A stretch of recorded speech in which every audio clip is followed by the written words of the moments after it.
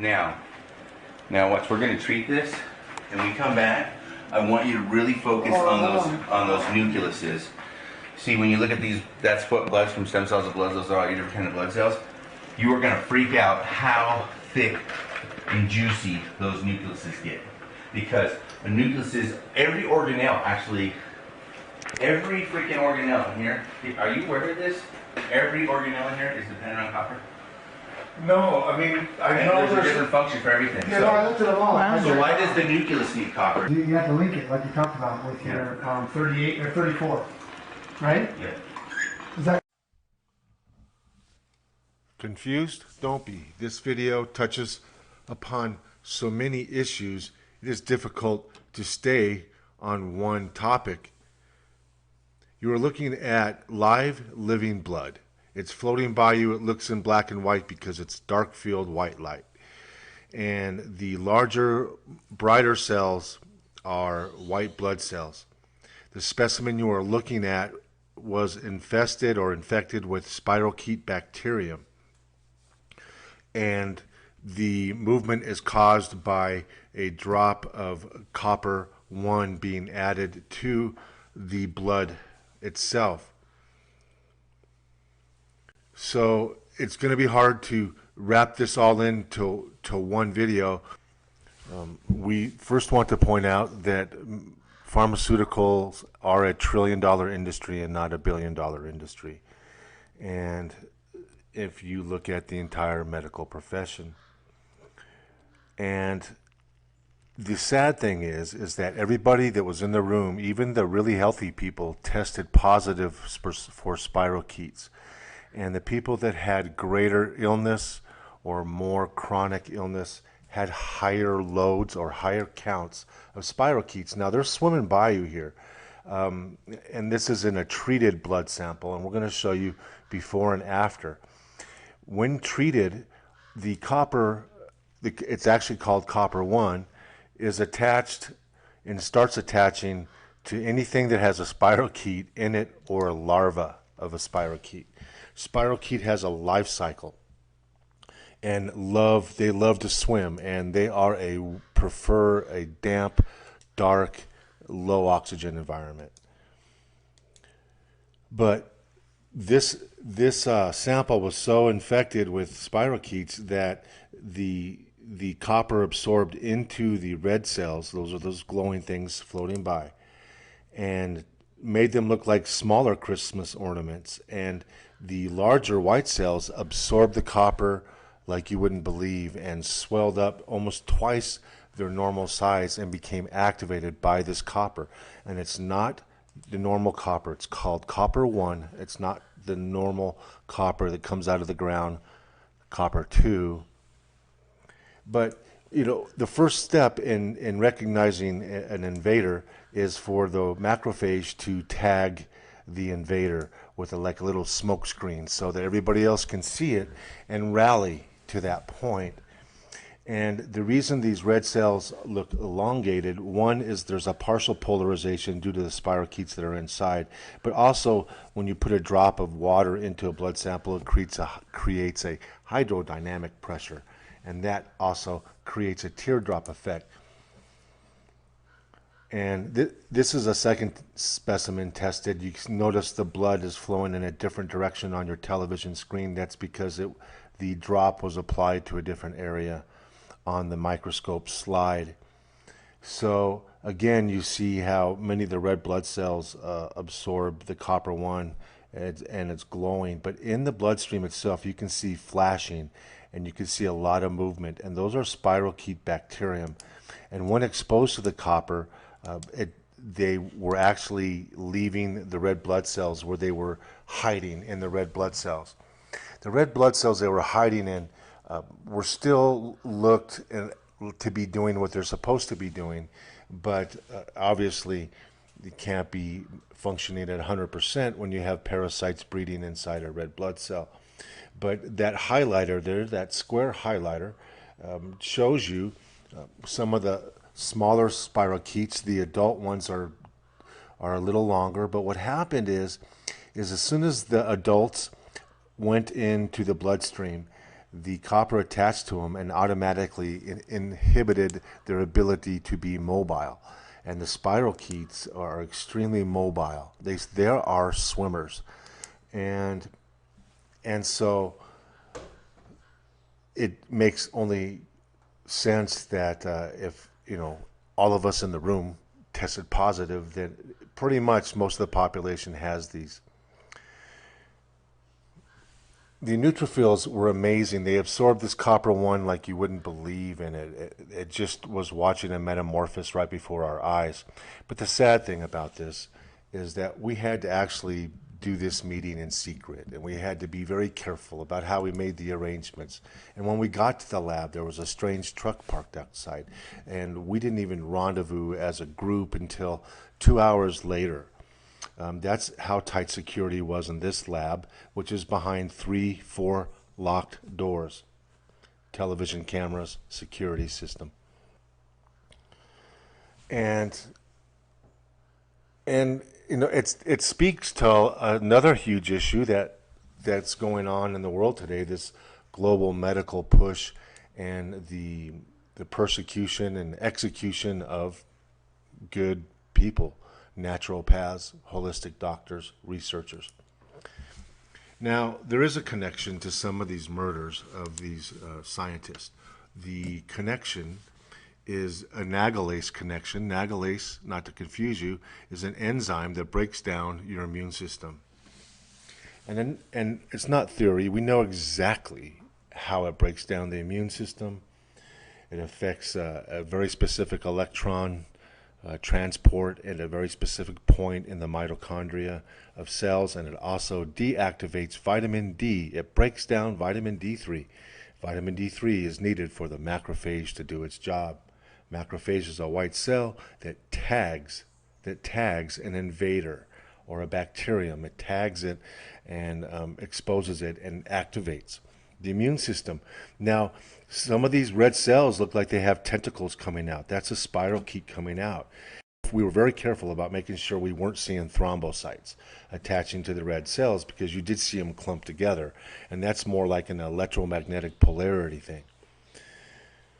So these spirochetes, we're all putting our heads together and what we can do to help the spirochetes. Obviously, the copper one is important, but the sad thing is some of these people tested positive for spirochetes, and according to the CDC, they did not have Lyme disease.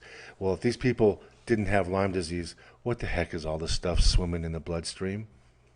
Now, here's a before treatment. Everything's rather stationary.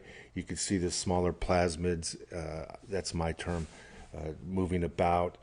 And this guy, this researcher was telling us that copper-1 played a role in cell metabolism, that it actually helped us produce more energy, 17 times more cellular energy using ATP, adenosine triphosphate, as your energy molecule.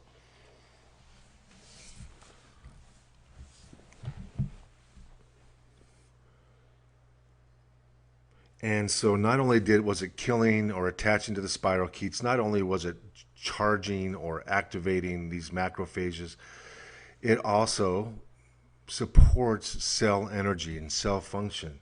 And electron transport was not even a known metabolic pathway for energy and ATP production as long as 1980-81.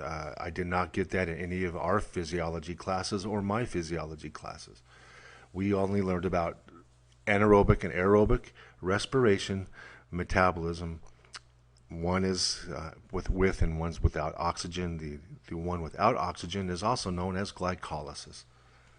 Anaerobic, well, heck, that's cancer, and that's many organisms that will hurt you. Do this. They are anaerobic. They don't like oxygen. Even cancer ferments glucose. Fermentation is an anaerobic process. And in fact, fermentation is another name for glycolysis.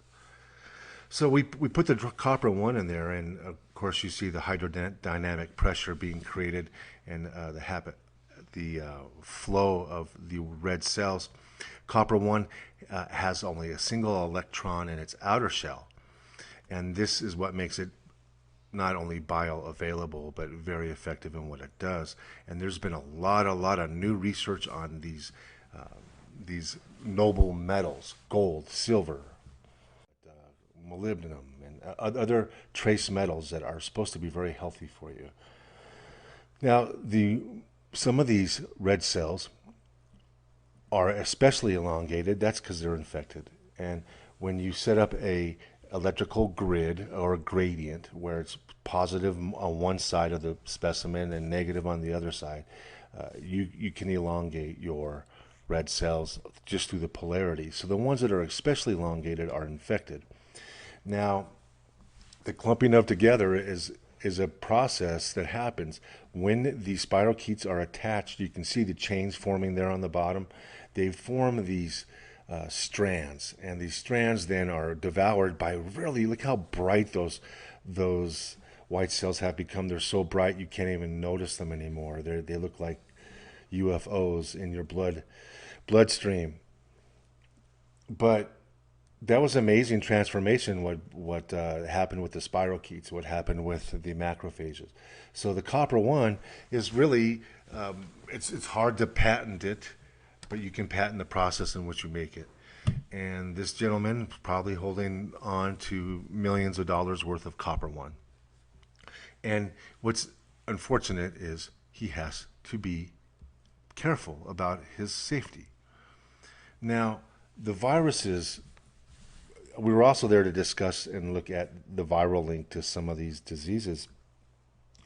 And he's finding these spirochetes in all of these diseases, but in some of these diseases, like multiple sclerosis, lupus, Graves' disease, et cetera, rheumatoid arthritis, they're finding antiviral antibodies, not anti-spirochete antibodies. And those still do exist if you have spirochetes.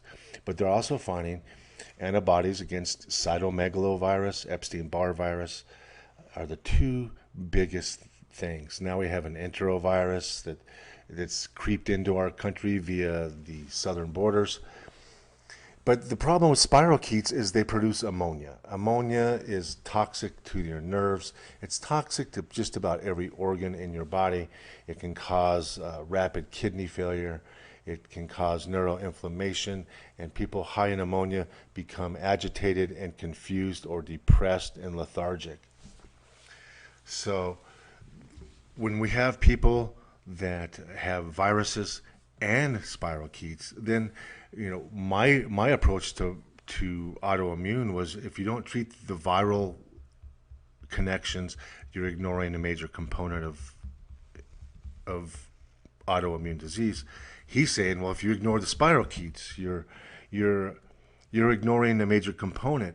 But what we do agree on both is that it's going to be hard to get healthy without getting rid of both. So this guy's developed a treatment for Epstein-Barr, and he's developed a treatment for for spirochetes, and a way to better health. So we're launching a counteroffensive. We're telling you about this copper one that is used for DNA repair. You can even heal certain scar tissue with copper one, and I've seen it with my own eyes. Because why? Copper one is needed to make new blood vessels. So everything they sell you is copper 2. Copper 1 is a form of copper that's ionized via a process that happens inside the plants. So if you have a disease that's anaerobic and doesn't like oxygen, and then also copper 1 seems to be really good as well, then mixing copper 1 with pro-oxidant will fight off and do many things. The oxygen alone will chelate bad metals. It's conductive of electricity. It speeds up healing. Oxygen speeds up healing. It reduces inflammation. It improves cognition. It prevents ischemia. It dissolves in plasma as well as found in the red blood cells. It starves fermenting cancer cells if you can get it inside the cancer cell. It prevents injured cells from dying. It improves your energy and improves absorption of minerals. And of course, your brain loves oxygen and improves your cognition. But the problem is I'm trying to find a fat-soluble pro-oxidant that will not oxidize the copper too quickly, and that leaves very few things. And one of those are CBDs found in the cannabis plant. And so I found one guy only in the United States that is interested in the copper one and combining it with the CBD. The cannabis are fat-soluble pro-oxidants, meaning they donate oxygen. So if you have a low partial pressure of oxygen, like out in the tissues or in the cells or in cancer cells, that oxygen will go from high partial pressure to low partial pressure, obeying the very natural laws of the universe. The actual compound that does the oxygen donation is called a carboxyl group. Many of us have heard of carboxylic acid. You buffer it, you get carboxylate. And carboxylate is weakly bonded oxygen. Many times oxygen binds to carbon via a double bond. But this is different. This is a rotating 1.5 bonds. Makes that oxygen very, very flexible in terms of what it can do. So many, many, many of the natural compounds used in cancer and yeast and candida contain a carboxyl group. And it doesn't matter, water soluble, fat soluble, or even protein. If it's an amino acid with a carboxyl group on the end, all of those are being found to be helpful. So you take a CBD, you get rid of the THC because of neuroinflammation. That just complicates things. If you're having memory problems already, the THC will complicate that, especially if it's an indica source of THC. And who needs to be more stupid? And so you combine the non-THC CBD that's organic certified with the copper one, and you create a cream that can be absorbed through the skin. The carboxylate group is where you donate a hydrogen off the carboxylic acid and leave behind 2 oxygens, like grapes being dangled at the end of a molecule. And at the end of a molecule is where you get exposed to more chemical interactions. And so this chemical reaction produces 2 naked oxygens when you buffer carboxylic acid. Many, many of the anti-cancer compounds are in fact a carboxylate compound. So you take a fat-soluble pro-oxidant that's carboxylic in nature. That means it'll absorb into cells faster. It won't oxidize so quickly in the water, and it will stay in your bloodstream longer. Your kidneys won't flush out fat-soluble items. It's only water-soluble items that are flushed out your kidneys. So these guys did a great job, and we're trying to develop treatments and alternatives that are healthier and more effective and less costly than what's being shoved down our throats. And then you get into the Obamacare stuff and the managed health care, and you're wondering, wow, we're all going to be in a federal database. They're going to know everything that's wrong with you. It may not scare you yet. But I was amazed to find this gentleman who combined the copper one with, and he did it quite effectively, with a high concentration of organic CBDs. Now, the problem in the CBD market, and as an advocate for cancer patients, I have to know about this because I want them, when they go to a dispensary, to get something that is therapeutic and not harmful. So what I'm finding is that many of these places do not test or do not test adequately for contaminants, fertilizers, mold. And if you could get oxygen into the cell without all that other garbage with it, you can detoxify your cells. It will be anti-inflammatory. It is antimicrobial, especially against anaerobes, things that don't like oxygen. The speed of injury repair, you need that. You need to recover when you're getting exposed to x-rays. Alertness, cognition. So we're going to leave a link to this product that combines the copper one with the THC-free CBDs, because not everybody wants to get high. They just want to get better. So if a disease hates oxygen, you might as well give it more oxygen. So the gentleman that has a company that makes and formulates the copper one, and I know it's pure copper one because it's very difficult to grow in a lab in a crystal, and when you do it correctly, it comes out in a pyramid shape. And this guy is the only guy I know that grows these crystals completely like the way he does. And I'm not going to tell you a secret, but what I'm telling you is that the DNA repair is, you can see it going on in a microscope. You can see the copper attach at the top and bottom of the DNA during the transcription, and then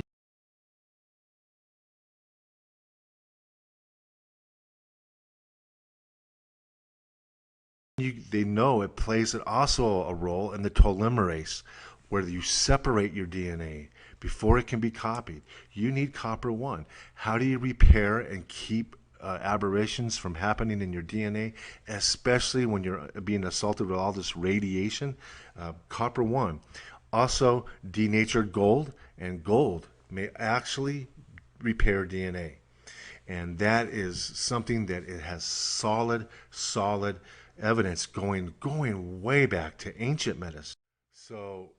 So that, those people, they're not rumored to have lived for hundreds of years. The Sumerians had a calendar. They counted the lunar cycles. Okay, so when they say somebody lived 100 years, it's not because they didn't know how to do math, and it's not because they didn't have a calendar. But if you had something that would repair your DNA, then you can understand how you could live for an awfully long time. So combined with copper 1, we really are thinking that that's going to be the best and most effective way. The reason we want to use ozone and try to use ozone, it's more expensive, and it's harder to work with. It may oxidize the copper too quickly, but if we could also combine copper 1 with ozone, that would be a huge step forward in treating the Lyme disease, because ozone itself will convert ammonia into nitrate, which is less harmful. So you have your own detox inside your own medication. Wish the pharmaceutical industry could do that. So in the end, everybody tested had these spirochetes. You probably have them. A dark field wet mount study is what you need to look at. It's bizarre to see these things swimming in people's bloodstreams, even healthy people. So try out the copper 1 if you're having any type of chronic issue for which you cannot find a medical solution. If your doctor is helpless, you might want to try this, because it even repairs scar tissue. So if you have an injury, how quickly can that heal? Now, we find that the spirochetes are targeting low oxygen tissue, connective tissue, injured tissue, damaged tissue. If you have active spirochetes in your bloodstream and a heavy infestation, and you injure yourself, the spirochete will inhabit the injured site. And you'll wonder why 3 years later this old injury seems to be doing something pretty bizarre. And so you go outside, you kill off these spirochetes, you're going to have a toxicity reaction that's probably mostly an ammonia-based reaction. The other thing you can do for ammonia is take a substance called lactulose. You have to get it from your doctor. It has to be ordered. The lactulose does decrease your ammonia levels. So those are some things you can do. Electrolysis, water electrolysis will pull ammonia out. Hot saunas will pull ammonia out. And that's all to help your kidneys keep from shutting down and being damaged by the ammonia.